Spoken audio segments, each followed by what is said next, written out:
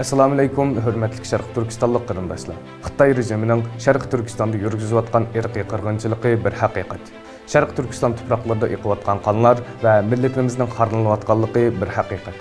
Şunun bilan birga Xitoyning qilch tap tortmasdan har qaysi davlatlarda ziyoratda bo'layotganligi va 25 mart Turkiyaga kelganligi bir haqiqat.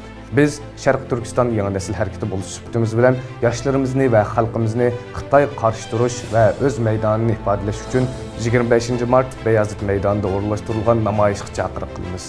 Hammamiz birlikda jasoratimiz va irodamiz bilan Xitoyning qalbiga qo'rqinch solaylik. Qandaq bo'lishidan qat'iy nazar Şərq Türkistonga qaytish irodamizni yana bir qitim namoyon qilaylik. Harakat bizdan, g'alaba Allohdan.